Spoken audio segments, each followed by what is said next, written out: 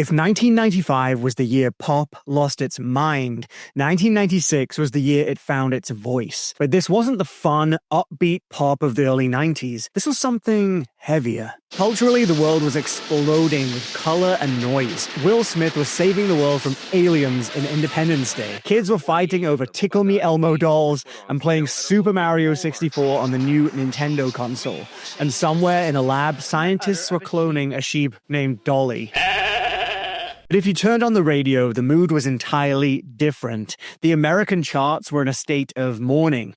The biggest songs of the year weren't dance tracks. They were massive, heart-wrenching power ballads that stretched on for 5, 6, sometimes even 7 minutes. This was the year the vocal trinity went global. But the rules of engagement had changed. It wasn't enough just to have a #1 hit anymore. You had to have a song that stopped time. The data tells a story of an industry pivoting. Rap was losing its biggest icons. Alt-rock was becoming the new mainstream. And for the main pop girls, it was a battle of endurance. Who could hold the note the longest? Who could sell the most tears? And most importantly, who could finally knock Mariah Carey off her throne? To understand the pressure these women were under, look at how the year started. In the first week of January 1996, Mariah Carey's Daydream sold 760,000 copies. That's 750,000 albums in 7 days. It was the highest sales week of the entire year, and it happened in week 1. That was the bar everyone else had to clear. But outside of the recording studio, the world felt fractured. Princess Diana finalized her divorce from Prince Charles, a global news story that felt like the ultimate breakup ballad come to life. In hip-hop, the tension turned tragic. Tupac Shakur was murdered in Las Vegas, casting a long shadow over the industry. At the Grammys earlier that year, Tupac had actually introduced the reunited rock band Kiss in full makeup, a surreal moment of unity that felt like a distant memory by September. And then there was the Macarena. I'm not going to do the dance. The Los Del Rio hit didn't just top the charts, it stayed on the Hot 100 for an incredible 60 weeks. It was an inescapable force of nature, and we have to address the elephant in the room, the Spice Girls. We're the Spice Girls. Catch us later on Top of the Pops. In 1996, Wannabe took over the planet. It hit #1 in 31 countries. They were arguably the biggest cultural phenomenon of the year. So why aren't they the main pop girl? Because on this channel, the main pop girl title is reserved for solo acts. Groups run on a different frequency. The Spice Girls were a movement. But in 1996, the battle for the crown was a one-on-one cage match between the vocalists. If you enjoy these deep dives and want to see me cover the groups in a separate series, make sure you like this video, leave a comment, and hit that subscribe button. I'm building the ultimate archive of pop history, and I need you in the comments to keep the debate going. Before we get to the contenders, we have to talk about the album that actually defined the sound of 1996. It wasn't necessarily a solo album, it was a soundtrack, Waiting to Exhale. Whitney Houston decided not to release a solo album this year.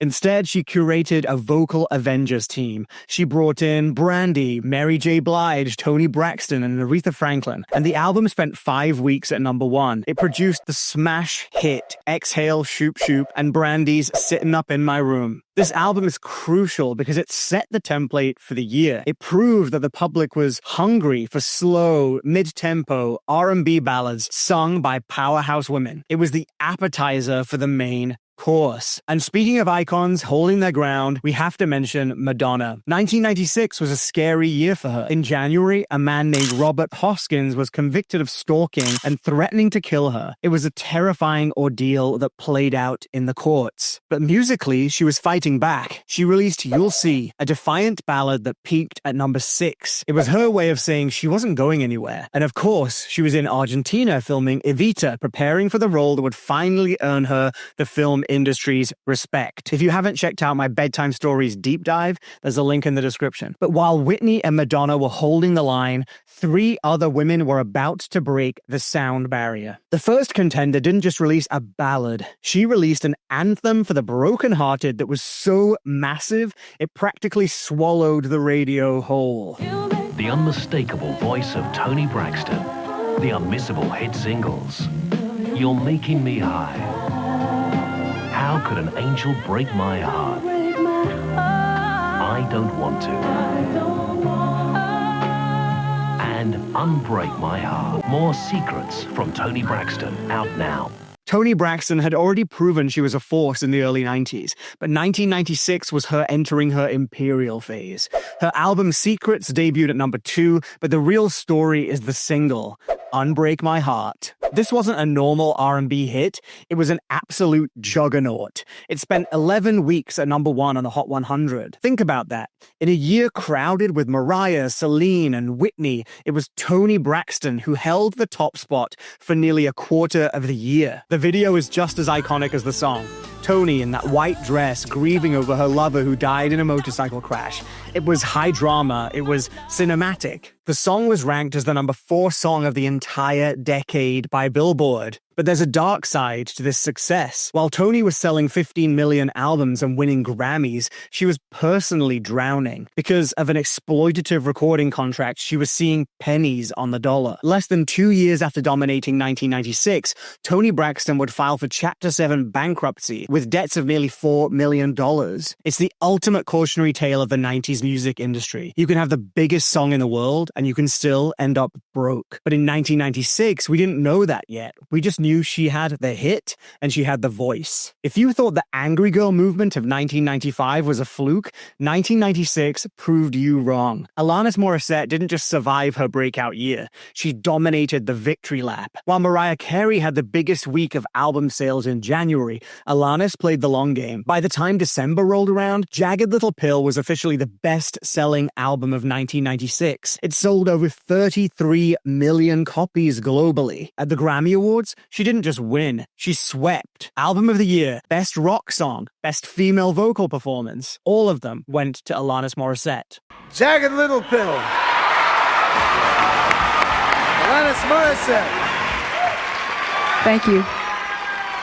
All I can say is I love you, Glenn. And I actually accept this on behalf of anyone who's ever written a song from a very pure place, very spiritual place. And there's plenty of room for a lot of artists, so there's no such thing as the best, and thank you very much. Ironic became the best sing-along of the year, peaking at number 4 on the Hot 100. The video of her driving through a winter landscape in a sweater, playing 4 different versions of herself, became an MTV staple. You Learn and You Ought to Know was still glued to the radio. Alanis proved that she wasn't a one-hit wonder. She was a cultural shift. She made it possible for female artists to be messy and loud and unpolished on the main stage. She held the number 1 spot on the album charts for 9 non-consecutive weeks in 1996 alone. In any other year, she would be the undisputed winner. But 1996 wasn't about rock, it was about the voice. And there was one woman who was about to take the vocal Olympics to an international level. And it's not the one you think I'm gonna say. In March of 1996, something historic happened. Mariah Carey and Boyz II Men had been sitting at number 1 with One Sweet Day for 16 weeks. It was the longest streak in history.